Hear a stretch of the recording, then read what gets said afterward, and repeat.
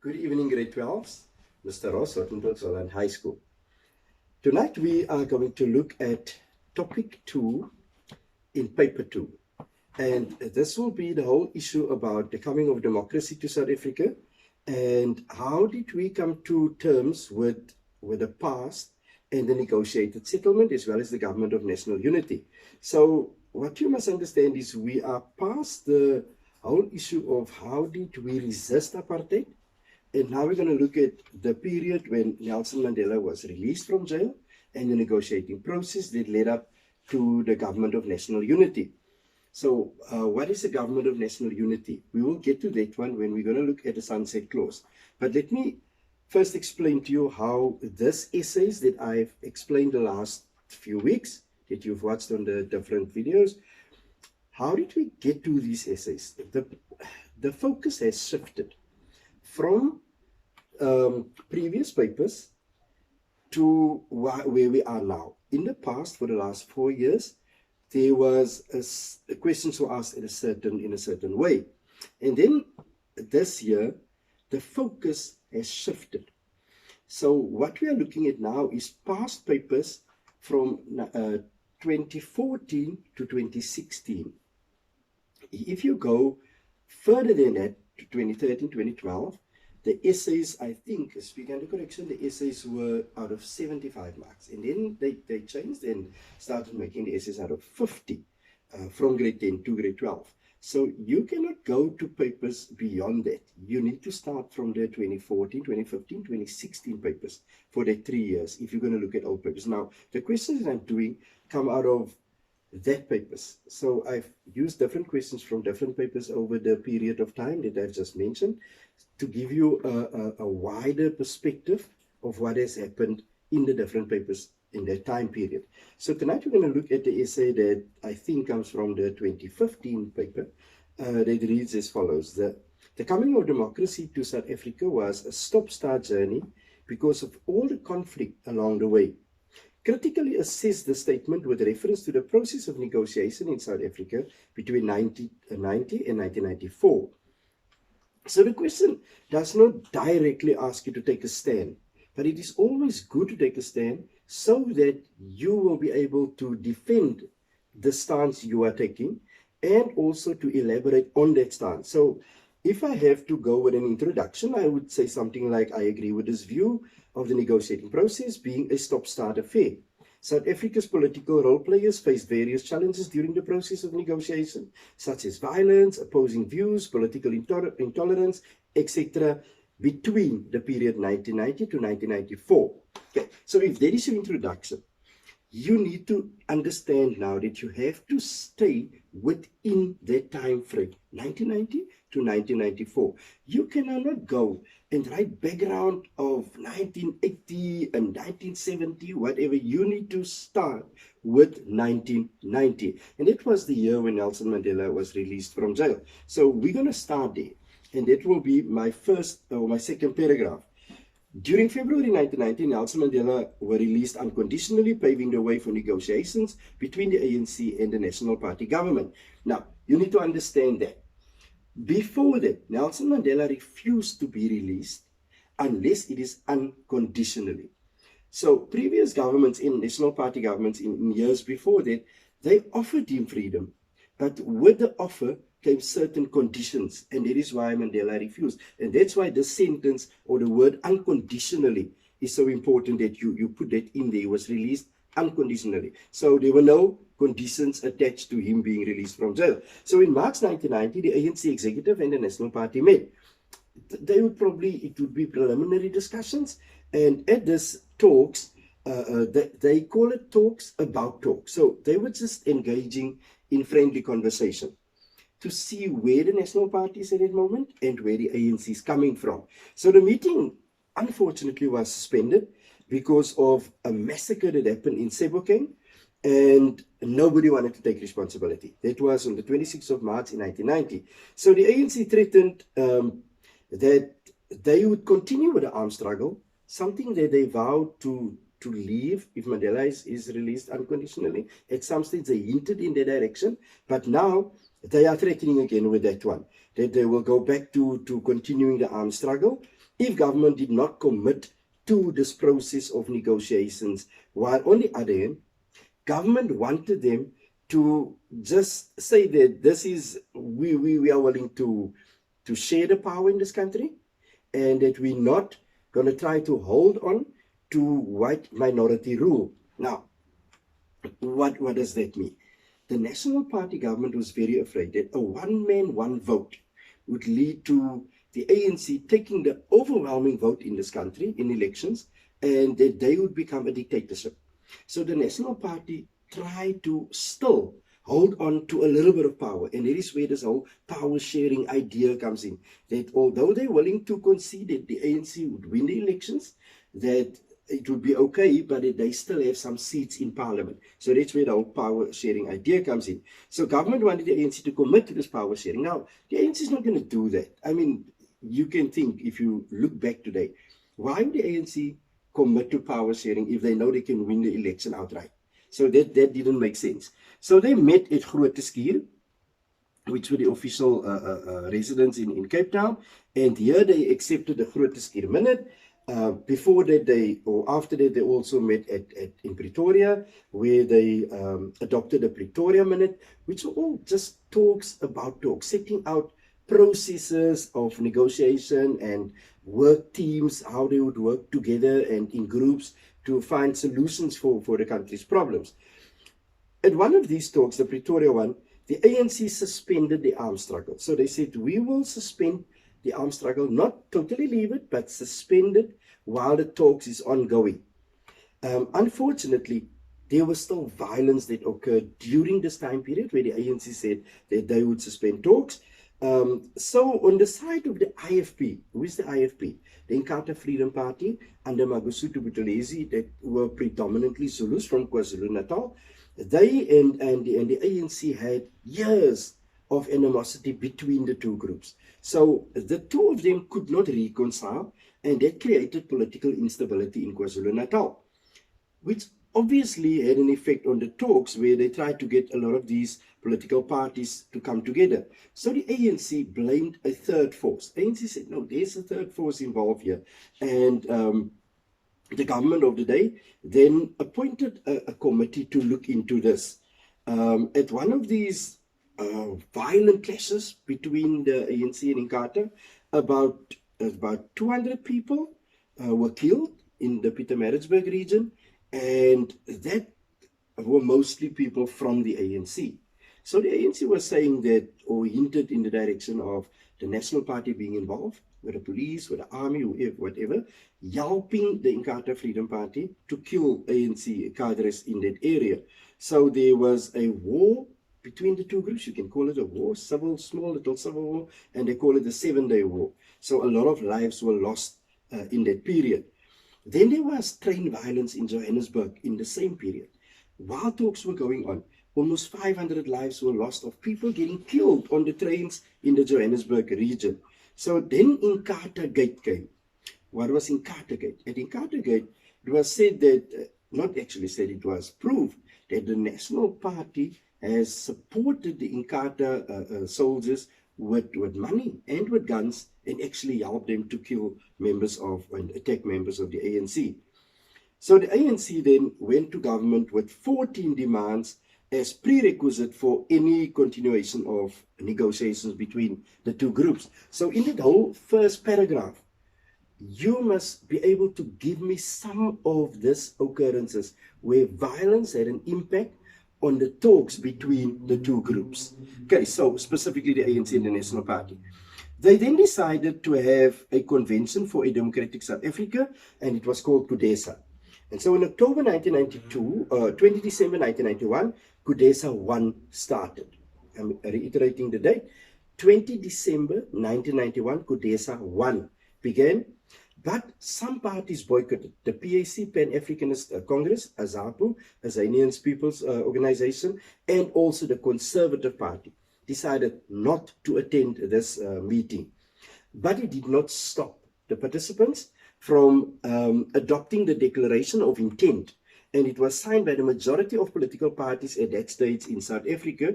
And that put us on the threshold of democracy. Now, what is this Declaration of Intent? The the core of this declaration was that most of the parties agreed that we need to move in a democratic way, in a one man, one vote direction. And they all said that they coming to this CODESA with the intention of seeing South Africa succeed along that lines. It did not fan out the way everybody wanted it to be. So they had to restructure and go back, and they started CODESA 2. Because CODESA 1 put them on the threshold of democracy, but it didn't had a conclusion. So in CODESA 2, it started in May 1992. The ANC walked out because of the Boipatong massacre in June 1992. Now, what happened at Boipatong? At Boipatong, hostel dwellers were attacked by people from the community. Now, the hostel dwellers were mostly ANC again, and the people who attacked them were from Inkatha and from other parties that were never named in the history books. But they said, the people said that there were policemen helping this Inkatha soldiers to kill people on the hostels. So the negotiations came to a standstill. It was only in October 1992 that Joe Slovo, at that state's Communist Party leader, proposed the Sunset Clause. Now, what was the Sunset Clause? It was sort of a compromise between what the National Party wanted and what the ANC wanted, and it would be something that other parties could buy into. Joe Slovo, in this Sunset Clause, he proposed that there would be a government of national unity for 5 years, which would give most of the parties who get a certain amount of votes a seat in parliament. Now, normally the parties who get not enough votes, they would not be included in parliament. But with this agreement, it gave this minor parties also a seat, and it secured the National Party of a few seats because they would obviously get some votes being the government for so long.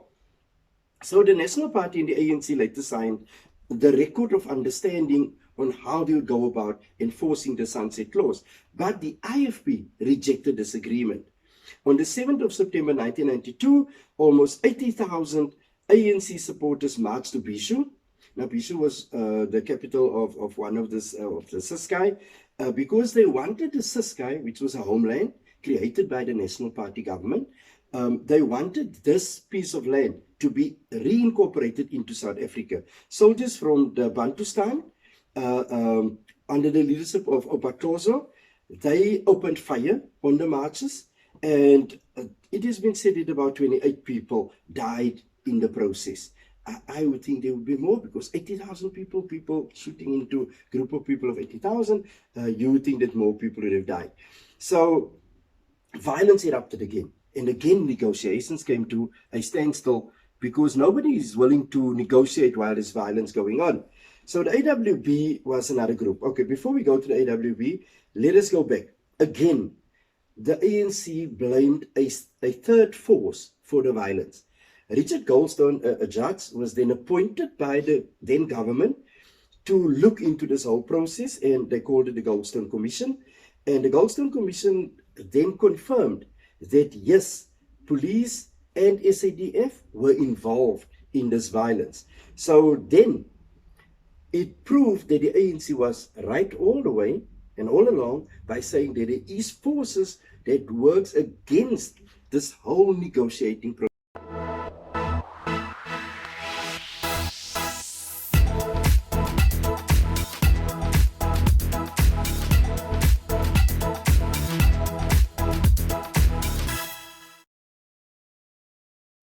A further turning point in this whole negotiating process was the assassination of Krasani. Now, on the 10th of April 1993, Hani was assassinated in his driveway at his house. A lot has been said. There's a lot of theories about how this has happened and who were behind it. But eventually, a Polish guy, Janusz Wallace, was singled out or was identified by a woman that saw what has happened. And then I'm speaking again under correction, but I think it wasn't the AWB, the Conservative Party, one of their members, Clive Darby Lewis, he took the responsibility by saying that he hired Janusz Wallace And he tried to get away with it by saying that the party leader, Dr. Andries Treurnig, hinted in the direction that for them to prevent a black takeover, that Hani, who was a communist, needed to be stopped. And that is why Hani was assassinated. The country erupted. We were on the verge of a civil war. And I remember that night that Nelson Mandela was asked by Frederick de Klerk, the then president, Evia de Klerk, that he should go on television and that he should speak to the nation, because the population of black people in this country would not listen, seeing that a white man looked to the person in the street. He didn't, and she didn't care whether it was a police guy, it was a white guy. So the then white president would not appeal to the black population. And so we asked Mandela, and Mandela calmed down the country by telling people on national television that a white woman has identified the killer and that we should be more tolerant towards each other, and that averted basically a civil war. So that was the assassination of Krasani. But the AWB was still not in favor of this whole negotiating process. They believed that the National Party was selling out the country to black people. And so the negotiations were taking place mostly at the World Trade Center, and they attacked this World Trade Center, invaded the center to stop the negotiations on the 25th of July 1993. A further stumbling block was APLA, the Azanian People's Liberation Army. They launched an attack on a church, the St. James Church in Cape Town, and on the 5th of July 1993, and they killed about 11 people and wounded 58 worshippers in the church. The IFP and COSAC rejected the record of understanding that was signed by a few political parties, or most of the political parties, because they were in favor of federalism. So they want a federated state where the different states inside the country could make their own rules, like sort of the American type of model. And the other parties were not willing to do it. The other parties opted for a republic, or the way the country was structured at that stage. So then there was another stumbling block. Lucas Magope was the Bantustan leader of Botswana, and when it became clear that all these Bantustans or homelands had to be reincorporated in the country, he asked the AWB to assist him to resist.